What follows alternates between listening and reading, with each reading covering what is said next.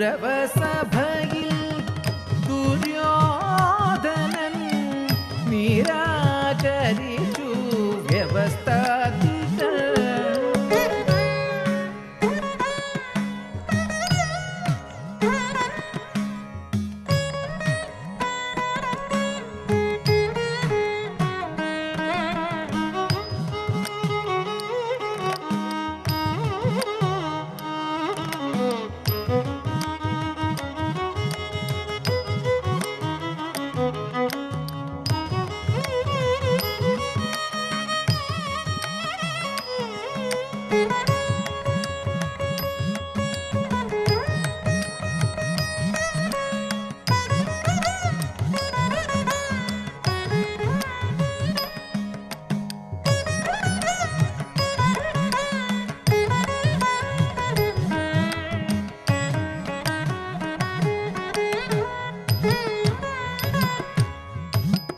അടുത്തു മാധവനെ കൗരവർ,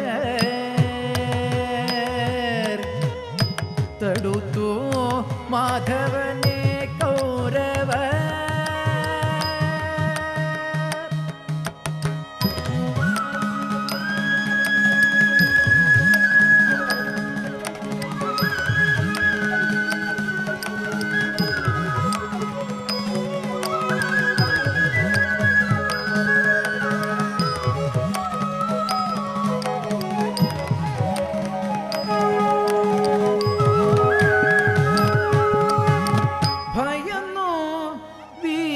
വിശ്വരൂപം കണ്ടതിൽ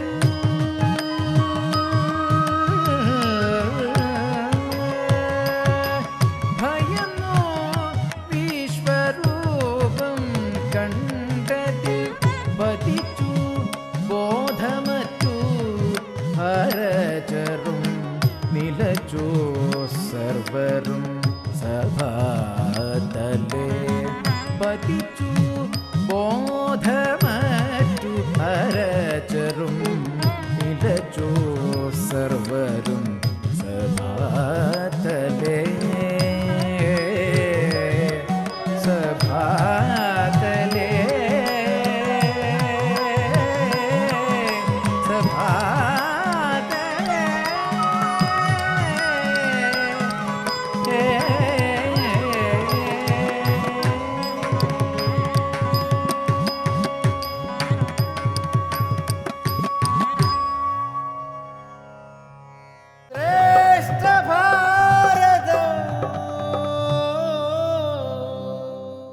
ഇതാണ് നിങ്ങളുടെ ഫസ്റ്റ് ക്വസ്റ്റ്യൻ. ഞാൻ ഒഴിഞ്ഞുണ്ടോ രാമൻ ഈ ത്രിഭുവനത്തിങ്കൽ ആര് പറയുന്നു? A Sreeraman, B Balaraman, C Parasuraman, D Raghuraman. Time സ്റ്റാർട്ടായി. C Parasuraman. C Parasuraman. Lock ചെയ്യട്ടെ? ലോക്ക് ചെയ്യാണ്. സി പരശുരാമൻ. ഇതെപ്പോഴാ പറഞ്ഞത്? സീതാ സ്വയംവരം കഴിഞ്ഞു വരുമ്പോ. ഓക്കെ, നമുക്ക് നോക്കാം ശരിയാണോ. ഉത്തരം ശരിയാണ്. നെക്സ്റ്റ് ക്വസ്റ്റ്യൻ ടീം ബിയോടാണ്. ഇതാണ് നിങ്ങളുടെ ക്വസ്റ്റ്യൻ. ശ്രീരാമചന്ദ്രന്റെ കഥ ശ്ലോകത്തിൽ നിർമ്മിക്കാൻ വാൽമീകിയെ ഉപദേശിച്ചത് ആര്? A Brahmavu, B Mahavishnu, C Devendran, D Agnidevan. Your time starts now. A Brahmavu. A Brahmavu. Okay, lock ചെയ്യാണ്. എ ബ്രഹ്മാവ് ശരിയാണ്. നെക്സ്റ്റ് ക്വസ്റ്റ്യൻ ടീം എയോടാണ്. ഇതാണ് നിങ്ങളുടെ ക്വസ്റ്റ്യൻ. മിഥില രാജ്യം സ്ഥാപിച്ചതാര്? Options: A Nimi, B Mithi, C Udavasu, D Nandivardhan. Time starts. Option B Mithi. Option B Mithi. Mithila രാജ്യമായതുകൊണ്ടാണോ മിഥി എന്ന് പറഞ്ഞത്? ഞാൻ ലോക്ക് ചെയ്യാണ്. ലോക്ക് ചെയ്തു മിഥി. അതുകൊണ്ടാണോ മിഥി എന്ന് പറഞ്ഞത്? ഉത്തരം ശരിയാണ്. ഇനി അടുത്ത ചോദ്യത്തിലേക്ക് പോവാം. അടുത്ത ക്വസ്റ്റ്യൻ ടി ബിയോട്. ക്വസ്റ്റ്യൻ ഇതാണ്: മൽഗുരുനാഥൻ അനേകാന്തേവാസികളോടും ഉൾക്കുരുന്നിങ്കൽ വാഴുക. ആര് ഉൾക്കുരുന്നിൽ വാഴണം എന്നാണ് എഴുത്തച്ഛൻ പ്രാർത്ഥിക്കുന്നത്? ഓപ്ഷൻ: രാമനാമാചാര്യൻ, ബി വാൽമീകി എന്ന കവിവരൻ, സി ശ്രേഷ്ഠവായ ബ്രഹ്മദേവൻ, ഡി കൃഷ്ണനാം പുരാണ കർത്താവ്? Your time starts now.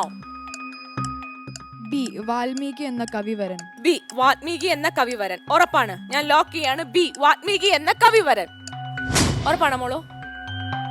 സംശയം ഉണ്ടായിരുന്നോ? സംശയമുണ്ട്. ലോക്ക് ചെയ്ത് കഴിഞ്ഞു. പക്ഷെ നിങ്ങൾക്ക് മുമ്പേ ആ ഓപ്ഷൻ എടുക്കായിരുന്നു മുത്തശ്ശിയോട് ചോദിക്കാന്നുള്ള. സാരല്ല, നമുക്ക് നോക്കാം ഉത്തരം ശരിയാണോ തെറ്റാണോ എന്ന് നമുക്ക് നോക്കാം.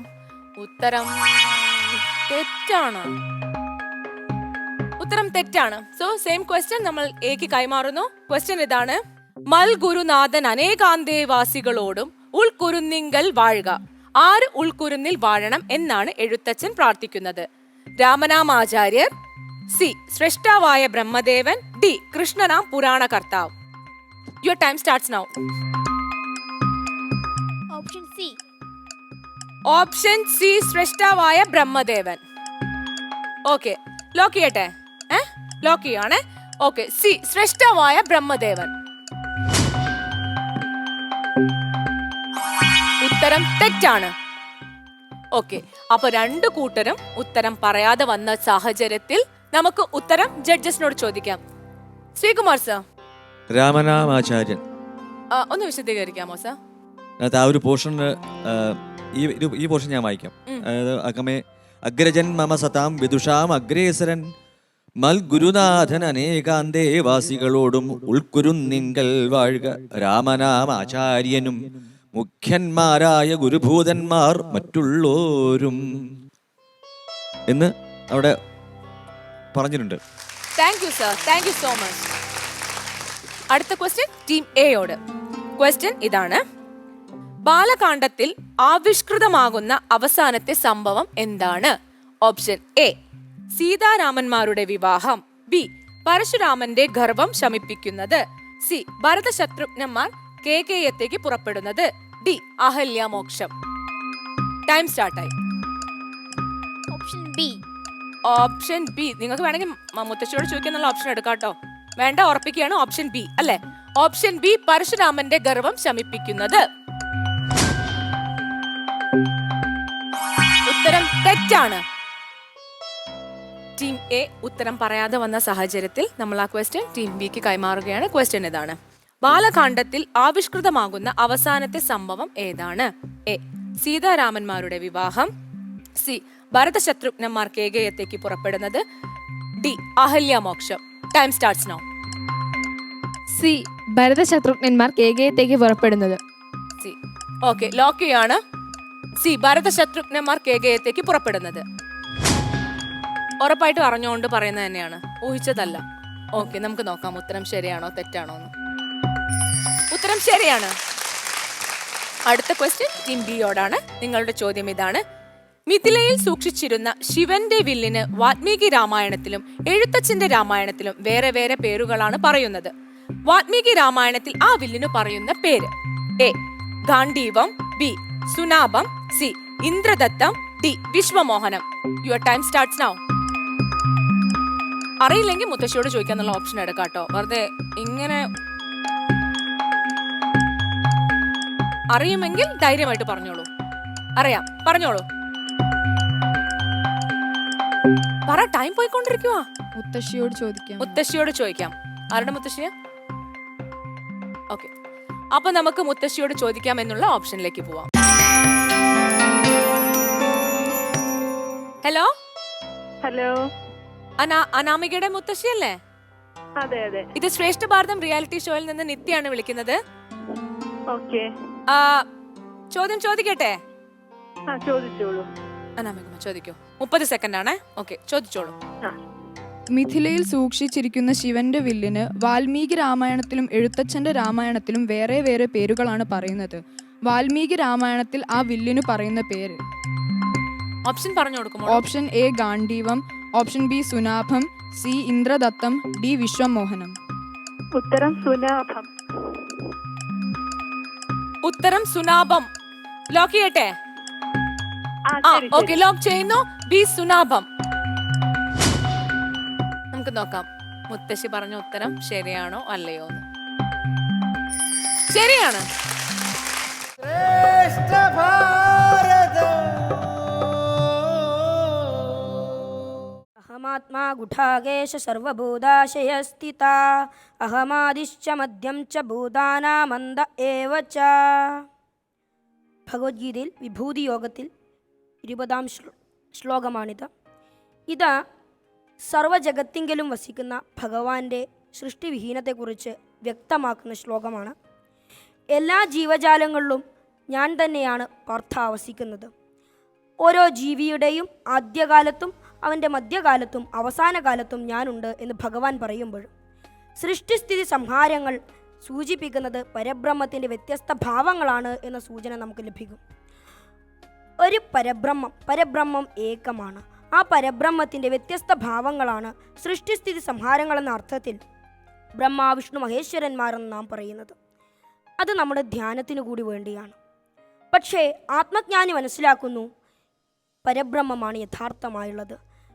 ഈ കേവല ഭാവങ്ങളെ നാം മറ്റൊരു അർത്ഥത്തിൽ നോക്കിക്കാണേണ്ടിയിരിക്കുന്നു. പരബ്രഹ്മത്തെ ആരാധിക്കുന്നവനാണ് യഥാർത്ഥ ബ്രഹ്മജ്ഞാനി.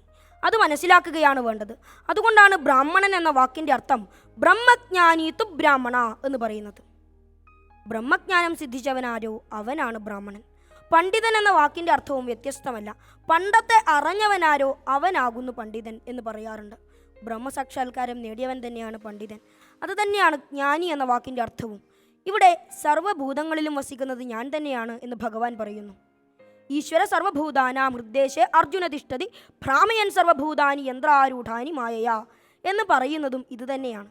അതായത് സർവ്വജഗത്തിങ്കലും വസിക്കുന്ന ഭഗവാൻ ഈ ശരീരത്തെ ഒരു യന്ത്രം പോലെ പ്രവർത്തിപ്പിക്കുന്നു, നമ്മുടെ ഹൃദയമാകുന്ന ദേശത്തിങ്കൽ വസിച്ചുകൊണ്ട് എന്ന്. ജീവാത്മാവും പരമാത്മാവും തമ്മിലുള്ള അഭേദ്യമായ ബന്ധത്തെ നമുക്കിവിടെ കാണാം. പലപ്പോഴും ഈ ശ്ലോകത്തിൻ്റെ അർത്ഥത്തിൽ നാം ഈ ബന്ധത്തെ മറന്നു പോവുകയുണ്ട്. പക്ഷേ വളരെ വ്യക്തമായി വ്യാസൻ പറയുന്നത് ജീവാത്മാവും പരമാത്മാവും തമ്മിലുള്ള ബന്ധം കൂടിയാണ്. ഇതിൽ നിന്ന് തന്നെ വ്യക്തമാണ് നമ്മുടെ ഭഗവത്ഗീതയിൽ പറയുന്ന ഓരോ ശ്ലോകത്തിലും അർത്ഥം അത് ഉപനിഷത്ത് തത്വങ്ങൾ ഉള്ളതാണ്, വേദാന്തർഗതമാണ് ഭഗവത്ഗീത എന്നതിന് ഇതിൽ പരം മറ്റൊരു ഉദാഹരണം ഇതിന്. ഹരി ഓം തത്സത്. നന്ദി രാഹുൽ. ആദിദേവ്. ഭഗവത്ഗീതയിൽ ജ്ഞാനകർമ്മ സന്യാസയോഗം എന്ന 4-ാം അധ്യായത്തിലെ 13-ാമത്തെ ശ്ലോകമാണ് ഞാൻ ഇവിടെ ആലപിക്കുവാൻ പോകുന്നത്. ചാതുർവർണ്ണ്യം മയാ സൃഷ്ടം ഗുണകർമ്മ വിഭാഗശ തസ്യ കർത്താരമപി മാം വിദ്യാകർത്താരമവ്യയം എന്നാണ് പറയുന്നത്. അതായത് ചാതുർവർണ്ണ്യം എന്നാൽ സൃഷ്ടിക്കപ്പെട്ടിരിക്കുന്നു. ഞാൻ ഇതിൽ കർത്താവെന്ന് നീ അറിയുമ്പോഴും ഞാൻ അകർത്താവെന്ന് അറിയുക എന്നാണ് പറയുന്നത്. ഇതിൻ്റെ അർത്ഥം ചാതുർവർണ്ണ്യം എന്ന് പറയുന്നത് ബ്രാഹ്മണൻ, അതുപോലെ തന്നെ ക്ഷത്രിയൻ, വൈശ്യൻ, ശൂദ്രൻ എന്നിങ്ങനെയാണ്. ഇത് ജനിക്കുന്നതിൻ്റെ അടിസ്ഥാനത്തിലാണ്. ജനയിതി ജാതി എന്ന് പറയും. ജനിക്കുന്നതിൻ്റെ അടിസ്ഥാനത്തിലാണ് ജാതി നിർണ്ണയിക്കപ്പെട്ടിരിക്കുന്നത്. ചാതുർവർണ്ണ്യം എന്നാണ് ഇവിടെ പറയുന്നത്. വർണ്ണമാണ്. വരുന്നതെന്തോ അതാകുന്നു വർണ്ണം. രാമായണത്തിൽ തന്നെ ശംഭൂകന്റെ വധം എന്നൊരു ഭാഗമുണ്ട്. അതിൽ അദ്ദേഹം തപസ്സൊക്കെ ചെയ്യുന്നുണ്ട്. പക്ഷേ വവ്വാലിനെ പോലെയാണ് തപസ് ചെയ്യുന്നത്. തലകീഴായിട്ടാണ് തപസ് ചെയ്യുന്നത്. അദ്ദേഹം കാരണം ഒരു ബാലനും മരിച്ചു. അതിനാലാണ് ഭഗവാൻ അയാളുടെ തല ഛേദിച്ചത്. അതിൽ വേറൊരു അർത്ഥം കൂടിയുണ്ട്. തപസ് എന്ന് പറയുന്നത് ധ്യാന രീതിയിൽ സമാധിസ്ഥ അവസ്ഥയിലിരുന്ന ഭഗവാനെ തന്നെ ചിന്തിച്ചുകൊണ്ട് ചെയ്യേണ്ടതാണ്. അങ്ങനെയെങ്കിൽ മാത്രമേ ലോകഹിതാർത്ഥമാണ് തപസ്. മനസ്സിനെ ഉദ്ധരിക്കാനും എല്ലാവർക്കും നന്മ വരുത്താനുമായിട്ടാണ് ഭാരതീയ ഋഷിപരമ്പര തപസ് ചെയ്യാറ്. നേരെ മറിച്ച് അതിന് വിഘാതം എന്ന രീതിയിലാണ് ഈ ശംഭൂകൻ എന്ന അയാൾ തപസ് ചെയ്തത്. അദ്ദേഹം ശൂദ്രനോ അങ്ങനെ ഒന്നും എടുക്കരുത്, ധാർമ്മികമായി തപസ് ചെയ്യുന്നവരെ രക്ഷിക്കും. അതിൻ്റെ തന്നെ അർത്ഥമാണ് ശബരിക്ക് മോക്ഷം നൽകിയത്. അങ്ങനെയെങ്കിൽ ശബരി നീചജാതിയിൽ പിറന്നവളാണ് എന്ന് പറയുന്നുണ്ട്. ഭഗവാൻ അവളെ വധിച്ചില്ല. കാരണം അവർ യഥാർത്ഥ യോഗിയായിരുന്നു. യോഗികളെ ഭഗവാൻ വധിക്കില്ല, ഭോഗികളെ ഭഗവാൻ വധിക്കും. അദ്ദേഹം ശരീരത്തോടു കൂടി ഭഗവാനിലേക്ക് എത്താനാണ് ചിന്തിച്ചത്. ശരീരചിന്ത പോയാൽ മാത്രമേ ഇവിടെ നിന്ന് പോകാൻ സാധിക്കുകയുള്ളൂ. ശരീരചിന്ത പോയാലേ അവൻ യഥാർത്ഥ സന്യാസിയാകുകയുള്ളൂ. അതിനെ സാധിക്കണമെങ്കിൽ അതിന് ആത്മജ്ഞാനം നേടണം, ഭഗവത്ഗീത പഠിക്കണം. നന്ദി, നമസ്കാരം.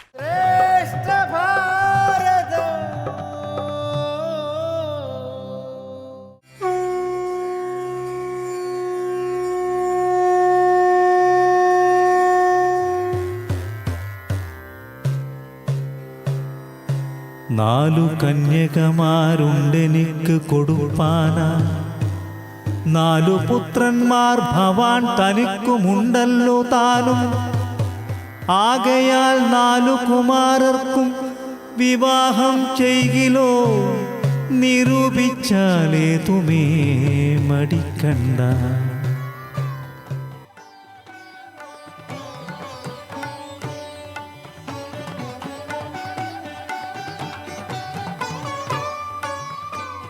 അതേ മഹാരാജാവേ, യജ്ഞം കഴിഞ്ഞ് ഭൂമി ഉഴുതപ്പോൾ കിട്ടിയത് പെൺകുട്ടിയാണ്.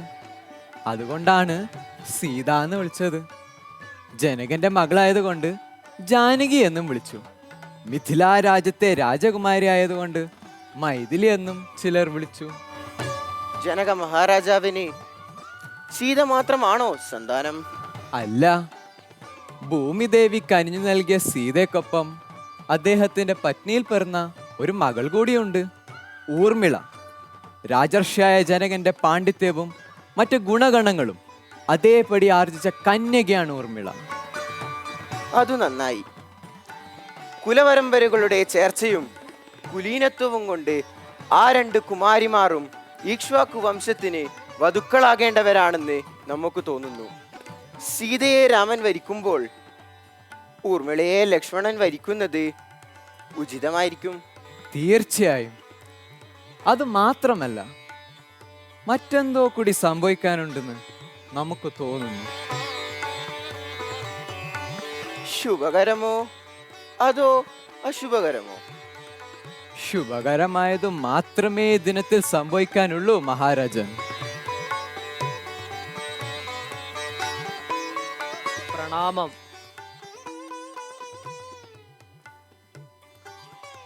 ഏവർക്കും പ്രണാമം. ഇത് കുശധ്വജൻ, എൻ്റെ ഇളയ സഹോദരൻ. ഇക്ഷുമതി നദീതീരത്തെ സാംകാശപുരി വാഴുന്നു. മഹർഷി വിശ്വാമിത്രനും വസിഷ്ഠ മഹർഷിക്കും ദശരഥ മഹാരാജാവിനും എൻ്റെ നമസ്കാരം. ശൈവചാപം കുലച്ചൊടിച്ച വീരനെ കാണാനും സീതയുടെ വിവാഹം കൂടാനും വന്നതാണ് ഞാൻ. അങ്ങയ്ക്കും സാംകാശപുരിയിലുള്ള അങ്ങയുടെ കുടുംബത്തിനും ക്ഷേമാശംസകൾ. എൻ്റെ രണ്ടു പെൺമക്കളും എന്നോടൊപ്പം ഇവിടെ വന്നിട്ടുണ്ട്. സീത അവർക്കും സഹോദരിയല്ലേ, മാത്രമല്ല ഏറെക്കുറെ സമപ്രായക്കാരും. ഓ, സീതയുടെ സമപ്രായക്കാരാണല്ലേ? അതു നന്നായി. എങ്കിൽ മഹാരാജൻ, നമുക്ക് വിവാഹ കാര്യങ്ങളിലേക്ക് കടക്കാം. വസിഷ്ഠ മഹർഷേ, അങ്ങേക്കും സമ്മതമല്ലേ?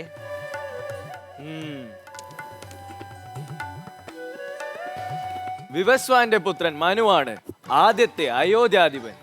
വിശ്വവിശ്രുതരായ അനേകം ഭൂപാലന്മാർ, ഇക്ഷ്വാകു, ത്രിശങ്കു, യയാതി, അജൻ, അജപുത്രനായ ദശരഥൻ, പിന്നെ രാമൻ. മഹർഷേ, അയോധ്യാധിപന്മാരുടെ വംശകഥനം നടത്തിയ സ്ഥിതിക്ക് നമ്മുടെ വംശത്തെക്കുറിച്ചും പറയുന്നു. നിമിയുടെ പുത്രനായ മിഥിയാണ് മിഥിലാരാജ്യം സ്ഥാപിച്ചത്. കീർത്തിമാന്മാരും ധർമ്മനിരതരുമായ നിരവധി രാജാക്കന്മാർ. അതിൽ റസ്വരോമന്റെ പുത്രനായി ഞാനും കുശധ്വജനും. സന്തോഷം. അങ്ങയുടെ പ്രപിതാമഹന്മാരെ സ്മരിച്ചുകൊണ്ട് ഞാൻ എൻ്റെ ജ്യേഷ്ഠപുത്രനായ രാമന് വേണ്ടി സീതയും ഇളയപുത്രനായ ലക്ഷ്മണന് വേണ്ടി ഊർമിളയെയും വരിക്കുന്നു. മംഗളവാക്യം സ്വീകരിക്കുന്നു. ദശരഥ മഹാരാജാവിന് 4 പുത്രന്മാരാണ്. അതിൽ 2 പേർ മുമ്പേ തന്നെ മിഥിലയിൽ എത്തി. പിന്നെയുള്ള 2 പേർ ഭരതനും ശത്രുഘ്നനും അവരിപ്പോൾ എത്തിയിട്ടുണ്ട്. കുശധ്വജന്റെ കുമാരിമാരെ കുറിച്ച് കേട്ടപ്പോൾ നമുക്ക് പുതിയൊരാശയം തോന്നുന്നു. എന്താണ് അവരുടെ പേര്? മാണ്ഡവിയും ശ്രുതകീർത്തിയും. ദശരഥ പുത്രന്മാരായ ഭരതൻ മാണ്ഡവിയും ശത്രുഘ്നൻ ശ്രുതകീർത്തിയും വരിക്കുന്നതിൽ അങ്ങേക്ക് വിസമ്മതമുണ്ടോ? ഒരിക്കലുമില്ല. ഒരേ കുടുംബത്തിലെ സഹോദരിമാരാണവർ. അവർ ഒരേ കുടുംബത്തിൽ തന്നെ വധുക്കളെ ചേരുന്നതിൽ പരം ചാരിതാർത്ഥ്യം എന്താണുള്ളത്? എങ്കിൽ സീതയ്ക്കും ഊർമിളക്കും മാണ്ഡവിക്കും ശ്രുതകീർത്തിക്കും ഒരേ വിവാഹവേദിയിൽ മാംഗല്യം. ഹോമവും കഴിച്ചു തൻ പുത്രിയാം വൈദേഹിയെ രാമനു നൽകിയിടിനാൻ ജനകമഹീന്ദ്രനും.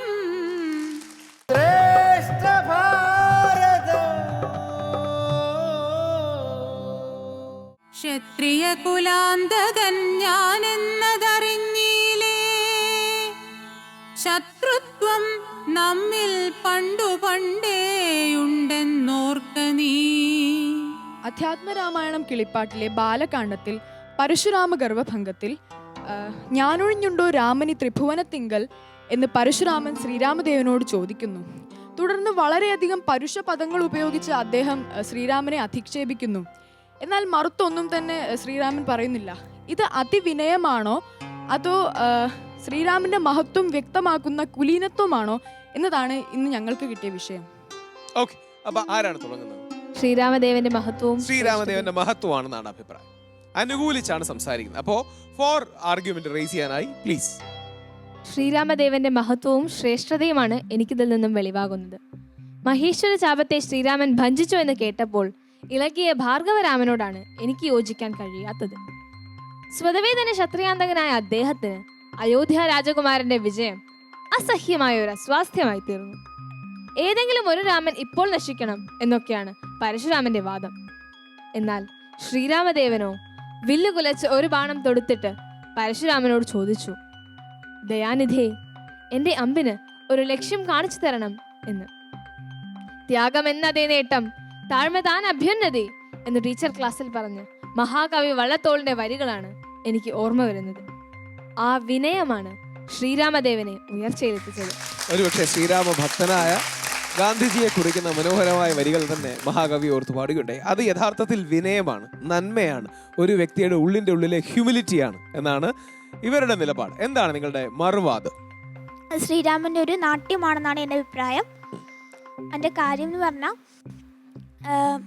രാമന് ആ പരശുരാമനെ ജയിക്കാം എന്നുള്ളൊരു ആത്മവിശ്വാസം കുറവുള്ളത് കൊണ്ട് മാത്രമാണ് ആ അതിവിനയം രാമൻ കാണിച്ചത്. ജയിക്കുമെന്ന വിശ്വാസമുള്ള ഒരാളാണെങ്കിൽ ഇത്രത്തോളം വിനയം കാണിക്കേണ്ട ആവശ്യമില്ല. അതിവിനയം കാണിച്ചത് താൻ തോൽക്കുമോ എന്ന ഭയം കൊണ്ടാണ്. തോക്കുന്നു കണ്ടു കഴിഞ്ഞാൽ നമ്മൾ കൂടുതൽ ദേഷ്യം വരാൻ സാധ്യതയുണ്ട്. കാരണം എന്തായാലും ജയിക്കില്ലെന്ന് ദേഷ്യപ്പെടണ്ടേ? അതല്ല, ഇപ്പം എനിക്ക് ഞാൻ ശ്രമിച്ചു നോക്കാം എന്ന് പറയുന്നതും ഞാൻ ചെയ്യാം എന്ന് പറഞ്ഞിട്ട് തോൽക്കുന്ന വ്യത്യാസമല്ലേ? പക്ഷെ അൾട്ടിമേറ്റ് ആയിട്ട് ആരാ ജയിക്കുന്നത്? വിജയിക്കുമെന്നുള്ള വിശ്വാസം കുറവ് കൊണ്ടാണ് ആ വിനയം കാണിച്ചത്. പക്ഷെ പിന്നീട് വിജയിച്ചല്ലോ. വിജയിച്ചു. വിജയിക്കുമോ എന്നുള്ള സംശയം കൊണ്ടാണ്. സംശയമുള്ളവർ ആത്മവിശ്വാസം കാണിക്കാറില്ല. ആത്മവിശ്വാസം കാണിക്കുന്നവർ നിസ്സംശയം അവര് ഇതിനെല്ലാം അതിജീവിച്ചവരാണെന്നാണ് പറയുന്നത്. ആ രാമന് ആ ജയിക്കാനുള്ള ആത്മവിശ്വാസം കുറവാണ് അഭിനയമായി കാണിച്ചത്. അങ്ങനെയാണ് വാദം അല്ലേ? അങ്ങനെയാണ് വാദം. ഈ വളരെ ശക്തമായ വാക്കുകളാണ് എതിരാളി ഉപയോഗിച്ചത്. അഭിനയമാണ്, നാട്യമാണ്, ഒരുപക്ഷെ ഭയമാണ്. ഭാർഗവരാമനെ യഥാർത്ഥത്തിൽ ശ്രീരാമചന്ദ്രന് ഉള്ളിൽ സങ്കോചമോ പേടിയോ ഒക്കെയാണ്. അതുകൊണ്ടാണ് വിനയം കാണിച്ചതെന്നാണ് പറയുന്നത്. എങ്ങനെ ഖണ്ഡിക്കുന്നു?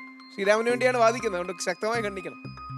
വിനയം എപ്പോഴും വിജയത്തിലേക്കാണ് കൂടുതലും എത്തിക്കാറ്. അപ്പോൾ ശ്രീരാമദേവന്റെ വിനയം കാരണമാണ് ശ്രീരാമന് വിജയം നേടാൻ കഴിഞ്ഞത്. പക്ഷെ വിനയമല്ലല്ലോ ഒരു യുദ്ധത്തിൽ ഒരാളെ വിജയിപ്പിക്കുന്നത്. ശ്രീരാമദേവന് ആത്മവിശ്വാസം ഉണ്ടെങ്കിലും അത് അത്ര പ്രകടിപ്പിച്ചില്ല. അത് വിനയമായിട്ടാണ് പ്രകടിപ്പിച്ചത്. അല്ല, എന്താ നമ്മുടെ ഇതിനൊരു റൈറ്റ് ഓർ റോങ് ആൻസേഴ്സ് അല്ല, വാദവും മറുവാദവും. ശരി, അപ്പൊ അടുത്ത ആളിലേക്ക്. നിങ്ങളുടെ ടീമിൽ ശ്രീരാമദേവന്റെ നിലപാടിനോട് അനുകൂലമുള്ള അല്ലെങ്കിൽ അതിനോട് യോജിപ്പുള്ള ആളുടെ ഹരിവിനായകന്റെ നിലപാട്. ശ്രീരാമദേവൻ ചെയ്തത് തീർച്ചയായും ശരിയായ പ്രവൃത്തിയാണ്. അദ്ദേഹത്തിന്റെ വിനയം അദ്ദേഹത്തിന്റെ മഹത്വത്തിനൊരു ഉദാഹരണം തന്നെയാണ്. മാത്രമല്ല, രണ്ടുപേരും മഹാവിഷ്ണുവിന്റെ അവതാരങ്ങളാണെന്ന് ഓർക്കണം. യുദ്ധം ചെയ്തിരുന്നെങ്കിൽ ആർക്കും വിജയമുണ്ടാവാതെ വലിയ നാശനഷ്ടങ്ങൾ ഉണ്ടാകും. അത് ഒഴിവാക്കാൻ വേണ്ടിയിട്ടാണ് ശ്രീരാമചന്ദ്രൻ പരശുരാമനെ എതിർക്കാതെ വിനയാന്വിതനായി സംസാരിച്ചത്. പരുഷ വാക്കുകൾ ഉപയോഗിച്ച് ഒരാൾ അപമാനിക്കുമ്പോഴും താന്നു കൊടുക്കുന്നത് വിനയം തന്നെ ആവണമെന്നില്ലല്ലോ, പേടിയായിക്കൂടെ? മൗനം വിദ്വാന് ഭൂഷണം എന്നാണല്ലോ. എവിടെയാണ് നമ്മളൊരു സ്പോണ്ടേനിയസ് ആയ മറുവാദം ഉന്നയിക്കുന്നത്? വളരെ നന്നായി ഉന്നയിച്ചിരിക്കുന്നു. ശരി, മൗനം വിദ്വാന് ഭൂഷണമാണ്, വിനയം മഹാനുഭൂഷണമാണ്. എന്തിനാവശ്യമില്ലാത്ത കാര്യങ്ങൾ നമ്മൾ യുദ്ധം ചെയ്യുന്നു? ശ്രീരാമന്റെ പാതയല്ലേ നല്ലത്? അധ്യാത്മരാമായണം കിളിപ്പാട്ട് ബാലകാണ്ഡത്തിലെ പരശുരാമ ഗർവഭംഗത്തിൽ ഞാനൊഴിഞ്ഞുണ്ടോ രാമനി ത്രിഭുവനത്തിങ്കൽ എന്ന് പരശുരാമൻ ശ്രീരാമദേവനോട് ചോദിക്കുന്നു. ശൈവചാപം ശക്തിയോടെ മുറിച്ചത് നീയല്ലേ? എൻ്റെ കയ്യിൽ അതിശക്തമായ ഒരു വൈഷ്ണവ ചാപമുണ്ട്. ക്ഷത്രിയ കുലത്തിൽ പിറന്നവനാണ് നീയെങ്കിൽ ഈ വില്ലെടുത്തു കൊലച്ചാൽ നിന്നോട് ഞാൻ യുദ്ധം ചെയ്യാം. ഇല്ലെങ്കിൽ നിങ്ങളെ ഞാൻ കൂട്ടത്തോടെ കൊല്ലും. ഞാൻ ക്ഷത്രിയ കുലാന്തകനാണെന്നറിയില്ലേ? അതിനാൽ നമ്മൾ തമ്മിൽ പണ്ടേ ശത്രുക്കളാണ് എന്നു പറയുന്ന ഒരു പരശുരാമനെ നാം കാണുന്നു. എന്നാൽ ശ്രീരാമദേവന്റെ മറുപടി വളരെ വിനയാന്വിതമാണ്. ശത്രുവെന്നോ മിത്രമെന്നോ ഉദാസീനനെന്നോ ഉള്ള ഭേദചിന്തയോ ശത്രു സംഹാരത്തിനുള്ള ശക്തിയോ എനിക്കില്ല. ഇത് അതിവിനയവും ദൗർബല്യവും നാട്യവുമാണ്. കാരണം ശ്രീരാമൻ നാളെ ഒരു രാജ്യത്തിന്റെ ഭരണാധികാരി ആവേണ്ട ആളാണ്. അതിവിനയം എന്നത് ഒരിക്കലും ഒരു രാജാവിന് ചേർന്ന ഗുണമല്ല. ഒരു ക്ഷത്രിയനായി പോയി എന്ന് പറഞ്ഞുകൊണ്ട് വിനയം പാടില്ല എന്ന് പറയാൻ പാടില്ല. രാജാവിന് വിനയവും ആവശ്യമാണ്. പരശുരാമന് ക്രോധത്തിന്റെ മൂർത്തിഭാവമായിരുന്നു ആ സമയത്ത്. ശ്രീരാമചന്ദ്രനാണെങ്കിൽ യഥാർത്ഥ മനുഷ്യൻ മര്യാദ പുരുഷോത്തമനായി നിന്ന് ഈ കാര്യങ്ങൾ പറഞ്ഞു.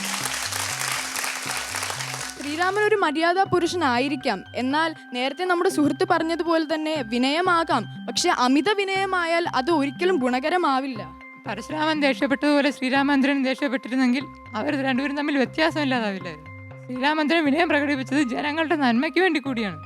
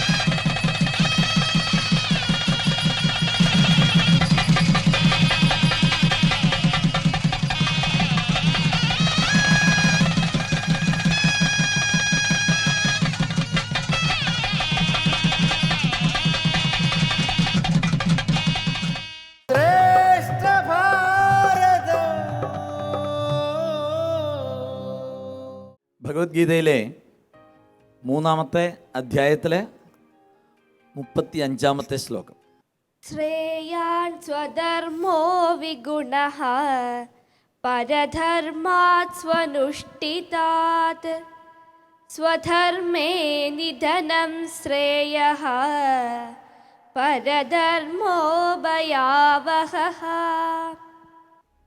സ്വനുഷ്ഠിതാത് പരധർമാത്, നന്നായി അനുഷ്ഠിക്കപ്പെട്ട പരധർമ്മത്തേക്കാൾ വിഗുണഃ സ്വധർമ്മഃ ശ്രേയാൻ, ഗുണമില്ലാത്തതായാലും സ്വധർമ്മം ശ്രേയസ്കരമാകുന്നു. ശ്രേയാൻ സ്വധർമ്മോ വിഗുണ പരധർമ്മ സ്വനുഷ്ഠിതാത് സ്വധർമ്മേ നിധനം ശ്രേയഃ. സ്വധർമ്മം ചെയ്തുകൊണ്ടുള്ള പ്രവർത്തിച്ചുകൊണ്ടുള്ള മരണം പോലും ശ്രേയസ്കരമാണ്. പരധർമ്മോ ഭയാവഹഃ, പരധർമ്മം ഭയത്തെ ജനിപ്പിക്കുന്നതാണ്. ഗുണമുള്ള പരധർമ്മത്തേക്കാൾ ഗുണമില്ലാത്തതായാലും സ്വധർമ്മം ശ്രേയസ്കരമാകുന്നു. സ്വധർമ്മം ചെയ്തുകൊണ്ടുള്ള മരണം പോലും ശ്രേയസ്കരമാണ്. എന്നാൽ പരധർമ്മം ഭയാവഹമാണ്. ഒരാളുടെ വ്യക്തിത്വത്തിന് രൂപം നൽകുന്നത് അയാളുടെ പഠിപ്പും അയാൾക്ക് നൽകുന്ന പരിശീലനവും അയാളുടെ കർമ്മവാസനയുമാണ്.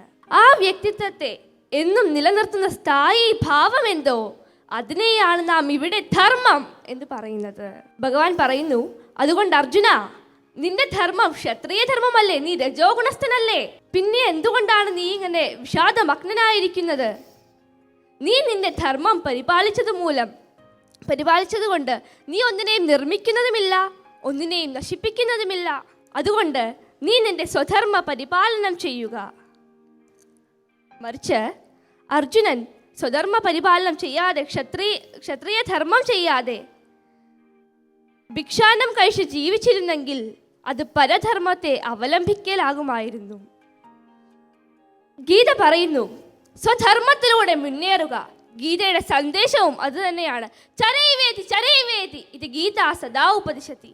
മുന്നേറുക എന്നാണ് ഗീത സദാ ഉപദേശിക്കുന്നത്. ഈ ഉപദേശം നാം എല്ലാവരും ഉൾക്കൊണ്ട് നമ്മുടെ നിത്യജീവിതത്തിൽ പ്രായോഗികമാക്കേണ്ടതാണ്. ഭഗവത്ഗീതയിലെ 4-ാമത്തെ അധ്യായത്തിലെ 5-ാമത്തെ ശ്ലോകം. ഓം നമോ ഭഗവതേ വാസുദേവായ നമഃ. ശ്രീമദ് ഭഗവത്ഗീത ഭഗവാൻ ശ്രീകൃഷ്ണന്റെയും അർജുനന്റെയും സംവാദമായിട്ടാണ് മഹാഭാരതത്തിലെ ഭീഷ്മ പർവ്വത്തിൽ വീഴിച്ചിരിക്കുന്നത്. ഭഗവാൻ ശ്രീകൃഷ്ണൻ ഈ ലോകം മുഴുവൻ വ്യാപിച്ചിരിക്കുന്ന പരമാത്മാവായിട്ടും അർജുനൻ ഈ ലോകത്തിലുള്ള സകല ജീവജാലങ്ങളുടെയും ജീവാത്മാവുമായിട്ടാണ് പീഡിച്ചിരിക്കുന്നത്. അതാ ചതുർഥോധ്യായഃ ജ്ഞാനകർമ്മ സന്യാസയോഗഃ. ശ്രീ ഭഗവാനുവാച ബഹൂനി മേ വ്യതീതാനി ജന്മാനി തവ ചാർജുന താനിഹം വേദ സർവാണി നത്വം വേദത് പരന്തപ. അർജുനൻ ചോദിച്ച ചോദ്യത്തിൽ ശ്രീകൃഷ്ണൻ പറയുന്ന മറുപടിയാണ്, നിനക്കും എനിക്കും അനേക ജന്മങ്ങൾ കഴിഞ്ഞിരിക്കുന്നു.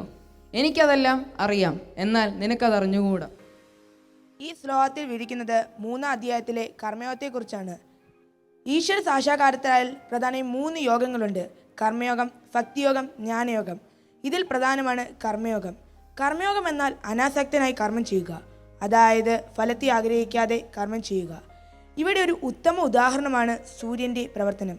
സൂര്യൻ ഈ ലോകത്തിനു വേണ്ടി പ്രകാശവും ഊർജവും ചൊരിഞ്ഞുകൊണ്ടേയിരിക്കുന്നു. ഗീതയിൽ നിന്ന് നമ്മൾ മനസ്സിലാക്കേണ്ടത് എന്ന് വെച്ചാൽ അധർമ്മത്തിൽ നിന്ന് ഈ അധർമ്മമായി ലോകത്തിൽ നിന്ന് ധർമ്മത്തെ രക്ഷിക്കുക എന്നാണ്. ധർമ്മത്തെ രക്ഷിക്കുക എന്നത് ഭക്തി മാർഗത്തിലൂടെ സഞ്ചരിക്കും.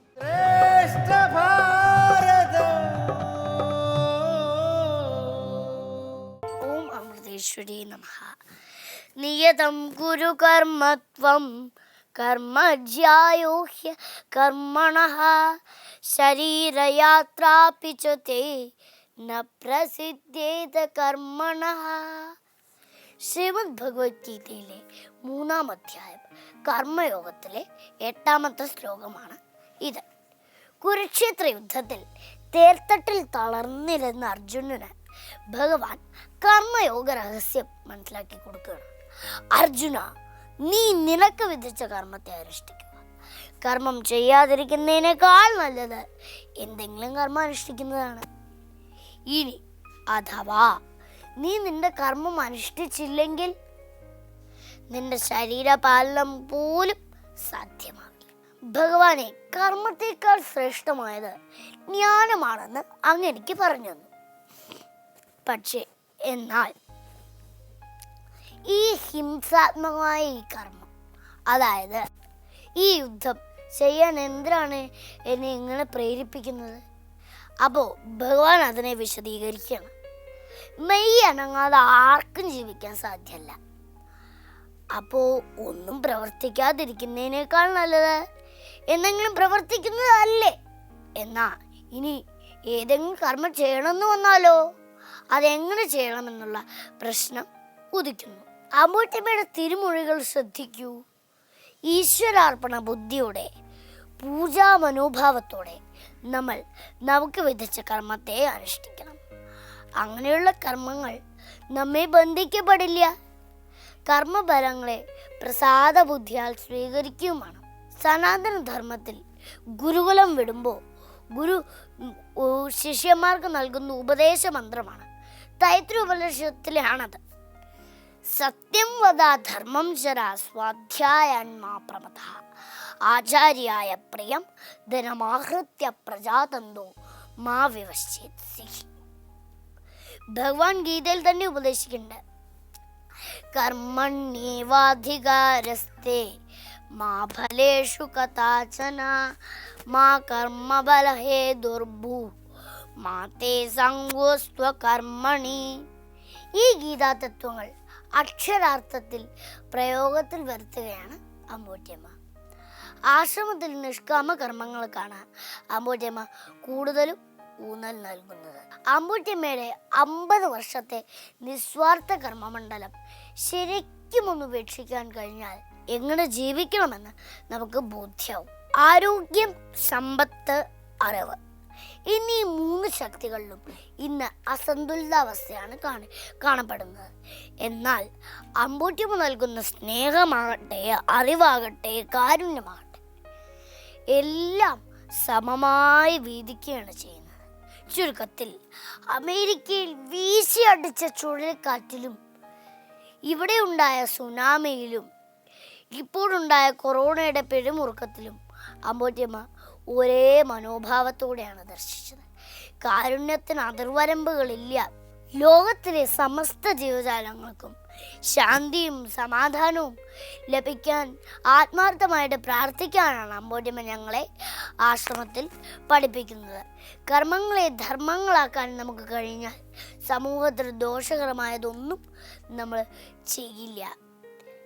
അമ്പൂറ്റമ്മ പറയുന്നു, പ്രവൃത്തിയിൽ വൃത്തി കൊണ്ടുവന്നാൽ നമ്മുടെ കർമ്മങ്ങളിൽ വേണ്ടത്ര പരിശുദ്ധി നേടാനാവും. ഇന്ന് കാണുന്ന കഷ്ടപ്പാടുകളും ദുരിതങ്ങളും നാം മുമ്പ് അനുഷ്ഠിച്ചിട്ടുള്ള കർമ്മഫലങ്ങളാണ്. ഇനി അതും ചിന്തിച്ചിരുന്നിട്ട് ഒരു കാര്യമില്ല. അമ്പൂറ്റമ്മ പറയാറുണ്ട്, കഴിഞ്ഞതെല്ലാം ക്യാൻസൽഡ് ചെക്കാണെന്ന്. സ്വധർമ്മം ഈശ്വര പൂജയോടെ നല്ല മനോഭാവത്തോടെ നമുക്ക് ചെയ്തു തീർക്കാൻ കഴിഞ്ഞാൽ ജീവിതം ധന്യമാവും. അതിനായി നമുക്ക് ഒരുമിച്ച് അമ്പൂറ്റമ്മയോട് പ്രാർത്ഥിക്കാം. ഓം അമൃതേശ്വരി നമഃ.